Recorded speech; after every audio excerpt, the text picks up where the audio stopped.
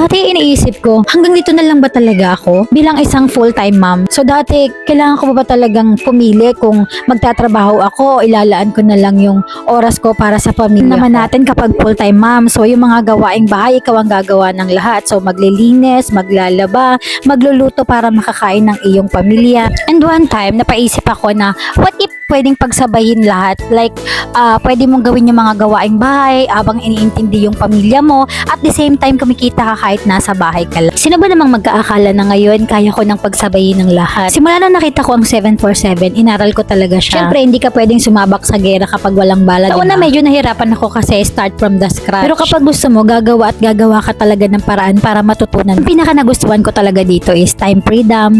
Ikaw ang magkocontrol sa oras mo. At yung pagkakataong kumita kahit ginagawa mo ang mga bagay na mahalaga para sa'yo. Mag-aakala na nasa bahay ka lang pero kumikita ka ng malaking halaga, tapos natutustusan mo pa yung mga pangangailangan ng pamilya. Sino ba naman ang aayaw sa online na pwedeng pagkakakitaan tapos wala kang ilalabas na puhunan? Hindi ibig sabihin na full-time mom na tayo, so i-give up na natin yung ating mga pangarap. Hindi ba pwedeng it means finding a better way para ma-reach natin yung ating mga pangarap? Hindi ba mas masarap sa pakiramdam kung isa kang full-time mom pero kumikita online, nasa bahay lang pero may income, kasama ang pamilya pero productive? Simula na pinasok ko tong site na to, sobrang laki talaga ng tulong sa pamilya ko. Ang sarap pala sa pakiramdam na unti-unti mo nang nabibili yung mga bagay na gusto mo gamit yung pera na pinagtatrabahuan dito mo. Kapag ka madiskarte ka lang, talagang passive income yung kikitain mo dito. 5 to 6 digit dito every 2 weeks ang aming kinikita. So bukod doon, kasama ko pa yung pamilya ko araw-araw. Hindi naman sa pagmamayabang, so dito utay-utay ko nang napapaayos yung bahay namin. Nakakuha na rin ako ng 2 sasakyan na ginagamit sa pang-grab para may extra income kami. Sa ngayon, kumikita ako as agent dito sa 747 at tumutulong din ako sa mga gustong maglaro or gustong mag-agent dito sa site na to. Ikaw, kung bibigyan ka ng pagkakataon na kumita kahit walang puhunan, aaralin mo ba?